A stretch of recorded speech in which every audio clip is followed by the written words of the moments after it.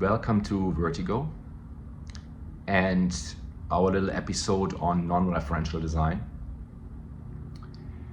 A few years ago I came across an interesting book which is sort of central to me understanding non-referential thinking, called Non-Referential Architecture by Valerio Oligati. And I highly recommend this book for any creator, no matter what the field. It's a very architecturally centric piece, but applied the right way, it can be very instrumental in other disciplines. And so it would be worth seeking it out. It's widely available and on Amazon and all that stuff. So it sort of unlocked a few thoughts to me that I had pretty much all my life as a designer, which were always about the sort of need or avoidance of appropriation and sort of pandering through referencing existing emotional conditions or aesthetic styles, movements, and so forth and so on. The argument really of the book and generally on non-referentialism is to ideate and to create without or in avoidance of locking or associating any sort of pre-existing language or conditions or ideas, but rather to take the answers and the solutions out of the materials and the conditions and the sort of core soul of the problem or the challenge itself. And I think it's become more and more difficult in many ways to work that way and to create that way.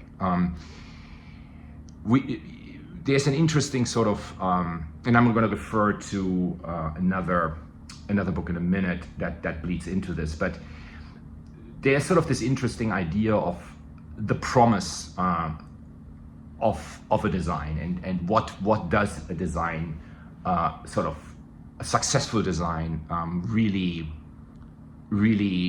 stand for, and how does it really constitute its value. And I think a lot to do with it has the fulfillment of its promise, and the promise is never, at least in my mind, the promise is never an exterior connection. The promise of a successful design always lies within its ability to bring proof to the product. I think people get very bored when they experience emotions they already know, or get bored easy or quicker, at least. Things become really interesting when people manage to experience new emotions or emotions that they did not expect, or they find an emotion they never knew would be possible. And there are interesting exercises on this, and I think a great, in that sense, non-referential filmmaker is Michelangelo Antonioni, who at the time even said many times that his objective is to bring new emotions out of film. And they really, when you watch these films, particularly the first three movies, L'Avventura, La Notte, and L'Eclisse, they are really about a sort of compression of exterior references and a very sort of honed in filmic approach to constellations of the things that are there, and it's the emphasis of somebody's interior processes via a very thick concrete structure that she is she is walking next to, or a close-up of a movement of a hand, or of a tiny amount of expression in someone's face, that do not borrow the typical, the typical devices of filmmaking in the 1960s, which were rather melodramatic through sound and pre-existing sort of emotional categories that things fit in. And I think for that reason, Antonioni's films were a very important contribution to this idea of creating a bigger impact through a lesser means, but not only that, but also through not using language that already exists. Technically, non-referentialism is really based on this idea of, working with the elements. And I think the book, as a lot of my own thoughts, sort of are around that, where you basically, what are the, if there is an architectural challenge, not to connect your thinking to movements or to existing styles, but to actually think about how to solve it based on the conditions, the social political conditions around the site, or the way the sun falls onto the site, or the way the natural resources are around the site, and to build out of that and to build with that. And I think that approach can be taken to, like I said earlier, when I gave the Antonioni example, to film. This example can be taken to my bread and butter, which is branding, where the biggest trap is to think that a market dynamic or a sort of populist success story can bring validation to a product. I think generally a product is only loved if it is about its promise, or if its brand and if its communication is about the promise of the product itself. And that's a very, very narrow, almost back to Antonioni's films, it's a very, very narrow sort of spectrum, where you really look at the core, soul and story of this product, and why somebody would choose it specifically, and why somebody would love it specifically. And I think it has very little to do with trend or with white space and sort of a marketing position. It has more to do with an understanding of what the product truly can solve, and communicating that out of the elements and out of the core foundational elements of the challenge, and not the larger context. I think people get easily bored with experiencing something that they already kind of know, right? I mean, the most beautiful love stories are the ones where you discover something where you, through confidence and truth and sincerity, you discover a promise kept. Thinking about some great examples of non-referential things that could help explain this more, I can think of another example from architecture is the Oswald Ungers house without qualities. Also something be great to look up. Really the attempt to create something that is only answering to itself, and not being driven by any external connection and outward sources and ideas. Adorno often talks about this wonderful trifecta, which I really love, which is reality in which we exist in, the truth that we aim for and that we try to expose, and art being sort of the element of reconciliation between truth and reality.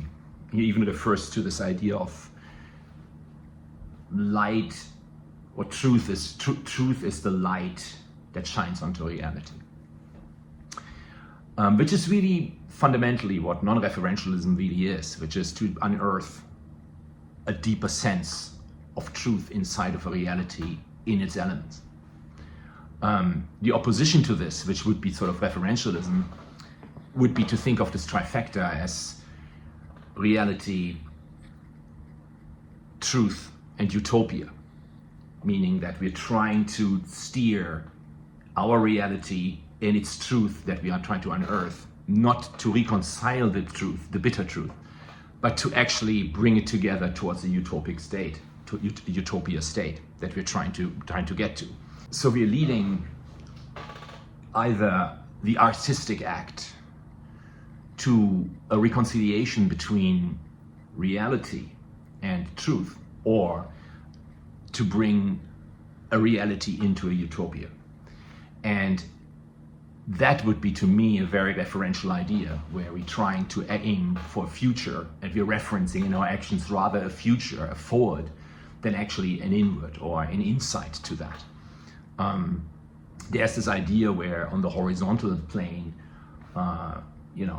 time moves forward and abstraction begins further as time moves ahead, and where we are aiming forward towards the future, like we do in technology and a lot of the promises of the tech world that we're sort of facing right now, versus the vertical, where we're drilling deeper into something. So instead of moving horizontally forward, we need to concentrate on or focus on drilling more vertically into the subject matter itself.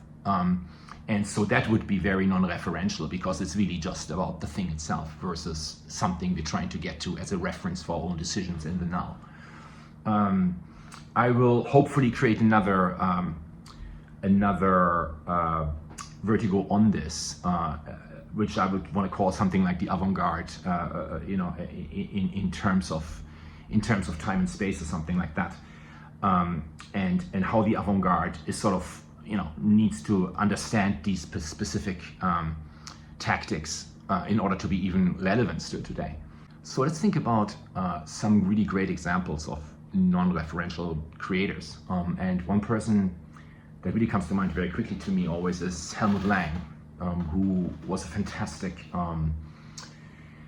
artist who worked in fashion in the 90s and early 2000s, and he's still a very prolific artist in his own right, and still works in a completely non-referential way. And everything he did at the time was in the world of fashion, but it was really not it was not informed by the world of fashion. It was informed by the elements themselves and each specific garment's challenges by themselves. And he was really not trying to emotionally evoke a pre-existing realm. And just like Antonioni's films, he managed to create sort of a new emotion in fashion. And so with that, there's an interesting story where this just sort of explains this sort of idea of how little he was interested, or the people around him were interested in actually referencing things. There's an interesting story that the architect Richard Gluckman, who created all of Helmut Lang's really fantastic and beautiful stores in New York, they created them together. And when they were in the process of designing Helmut Lang's perfume shop, which was an absolutely magnificent piece of architecture, they invited Jenny Holzer to work with them on this. And so they went to visit the site, and Jenny Holzer said, I don't care what you guys do, the one thing I don't want to see here is any art. And Richard Gluckman was, I don't care what you guys want from me, but the only thing I don't want to see here is explicit architecture. And Helmut was, okay, the only thing I don't want to see here is any fashion or anything to do with fashion. So, and what that brought about was really something that, again, worked with the site and worked with the elements and worked with the idea of engaging with a small bottle of perfume, and it was not trying to reference anything pre-existing or existing culturally or emotionally whatsoever. So really interesting designer that I would urge everybody to do some research on. Another quick thought is the New Viennese School.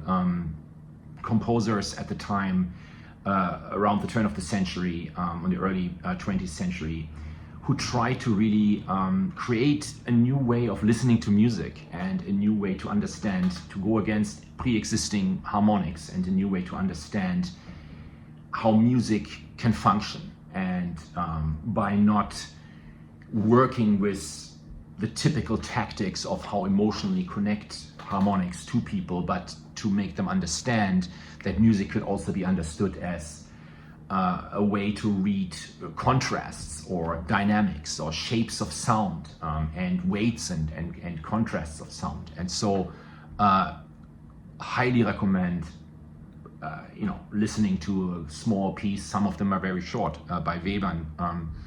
Some of his bagatelles are just like a minute and a half long, but they're really about, there's a very light sound that collides a very heavy against a very heavy sound, and it is a new way. At the time, it sounded otherworldly, but it was not created to solve or address a pre-existing expectation, but it was created to find something in the existing elements and create new relationships between pre-existing elements. So a wonderful non-referential piece of work. Lastly, again, there's so many, and it would be great to do another vertigo on this at one point, is Peter Zumthor, the architect Peter Zumthor, who is all about, he refers to his work as trying to express the soul of a building by considering the way the light falls and onto the wall, or by just working with the elements and the materials that are around him, or to understand the sort of context of the site, and not to style his work towards a trend or towards something that is sensationalistically like overt. So it's also really great. A great reference point for creators. In writing, one of my favorite writers, László Krasznahorkai, a Hungarian writer who is trying to create his own way of eternal long sentences, and working with language itself to induce a sort of trance-like state in the reader, and not work with the expected sort of pre-scripted structures of expectations and storylines and so forth and so on. So it's also, so I think, Saibo There Below, that's a book that he wrote, which I really, really love, and which is really about the creative act, and in its way he's writing about it, it is sort of, it talks the talk and walks the walk in many ways. So, if you think about Helmut and the composers, the New Viennese, New School composers, and Peter Zumthor, and you look at all these things in some sort of lineage, you will see what non-referentialism really refers to in an interesting, in a much more showcase, as a showcase, really. Another book I want to reference quickly here that helps maybe to understand non-referentialism from a different point of view is the book The Neutrum, Das Neutrum, by Roland Barthes. Also highly recommended. A very, very different animal from the other book in this episode that we're talking about. But the idea of neutrality and the idea of holding on to a non-answer in the process of design is a very interesting one. And in that book, Roland Barthes talks about very early on that the neutrum really is the moment where you have choices, and where you create in the process of creation, or in the process of life, really. There are these options, and so option A, option B. Do I do option A? Do I do option B? Do I do them both, or do I do none of them?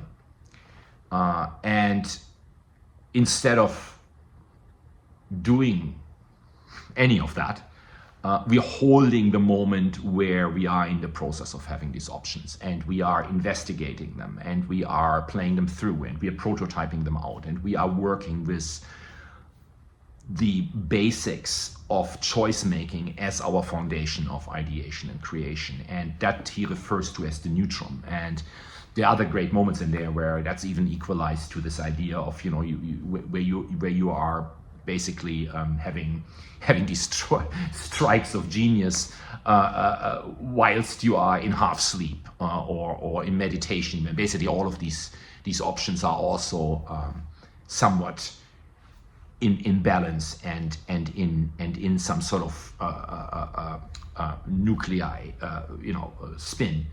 So it's an interesting idea there, where we're talking about the sort of mirror effect of non-referentialism as an idea where you're holding the forces of decision making all in play and neutralizing everything around it, and out of that maybe new ideas and new thoughts are born. And it's not the same thing as not doing any of them. It's that would be not doing A and B.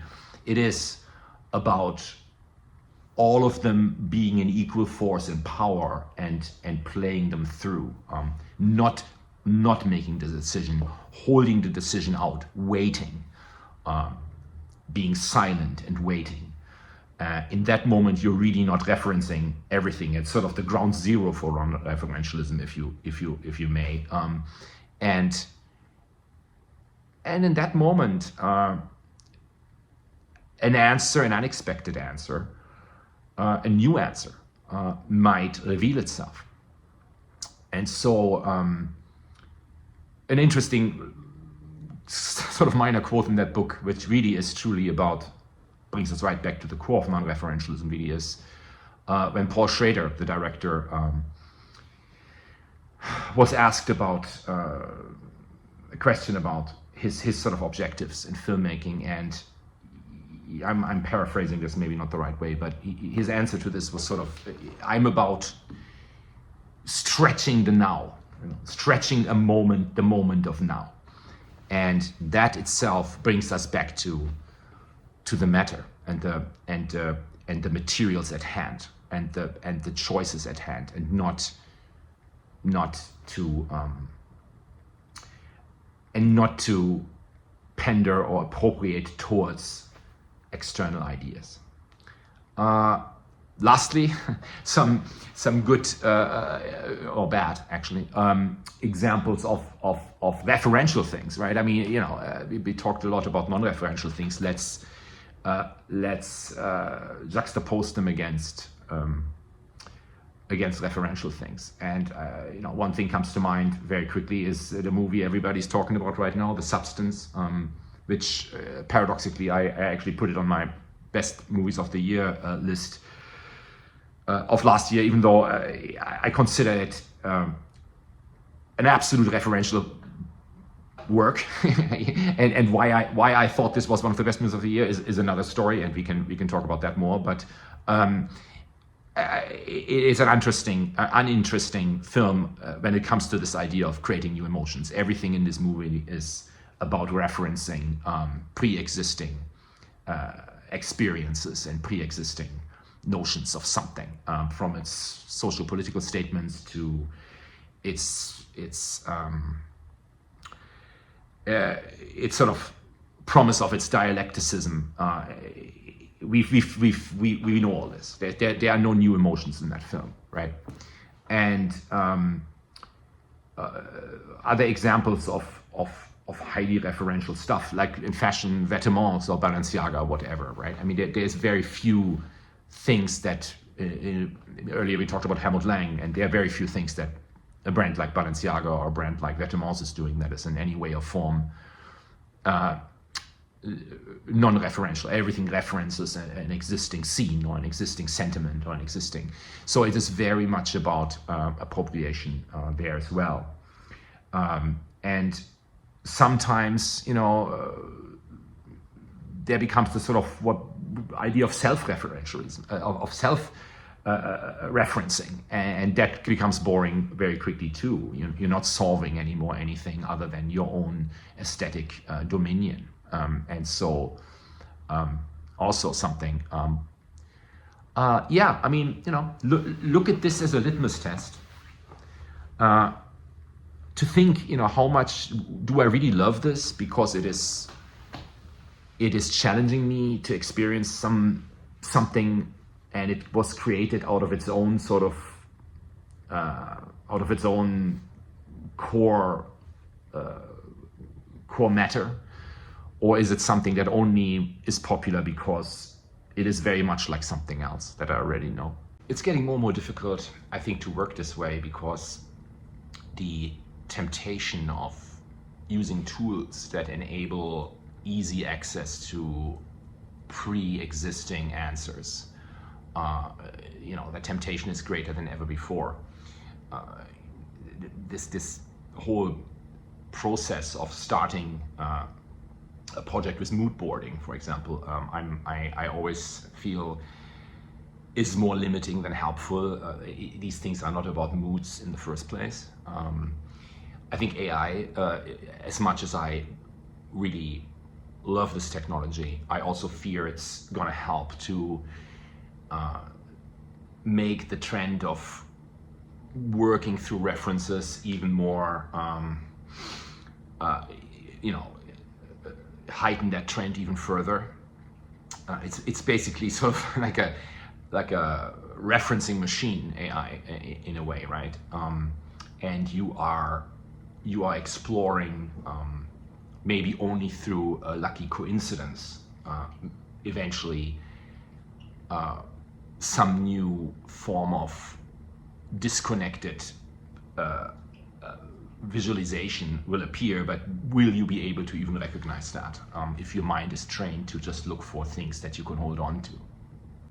So this is not going to get any easier to think that way, but I do think that there are some creators that are bringing this kind of thinking into their work quite successfully. And I'm thinking of just on top of my head, like Kiko Kostadinov, who I really like, who brings in this. Yes, he's located stylistically in a somewhat 90s world, but inside of his own exploration, I think his work is very much about pushing the elements out of themselves forward. And using materials and combinations of materials that in themselves are leading to new ways of new ideas and new emotions that sort of come out of that. So that's somebody to keep an eye on. Also, I think that in film, Jia Zhenghe, the Chinese director, is sort of in that realm of Antonioni, and is doing really great work that really works on a level of exploring ideas and telling stories in a way that has been previously not discovered, and from the locations to the challenges of the characters to even the surprising turns the storytelling takes. I think it's Mountains May Depart and Ashes the Purest White. Those films I would highly recommend to seek out. What else? In music, they're wonderful sort of new composers, particularly in microtonal music, contemporary composers that really explore almost, I would say, almost physically and scientifically the spectrum of sound, the spectrum of music, and keep pushing this idea we talked about earlier of harmonics and spectrum and so forth, to completely new levels where when you hear it, you really tap into new experiences.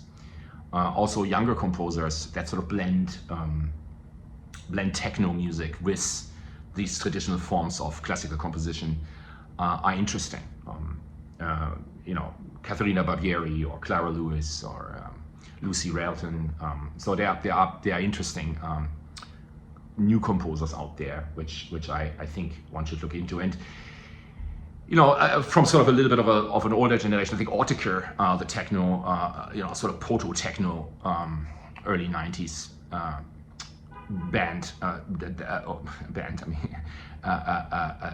musicians that are still around and are still every time creating things that really are just based on the elements and new ideas coming out of the explorations of how do things fit together, and how can they in themselves be combined and recombined and contrasted to move and to bring out something without referencing, like disco strings or something like that, which unfortunately, like 90% or not 90, I think more 99% of the music on the radio is you're just listening to stuff that you already know, really, So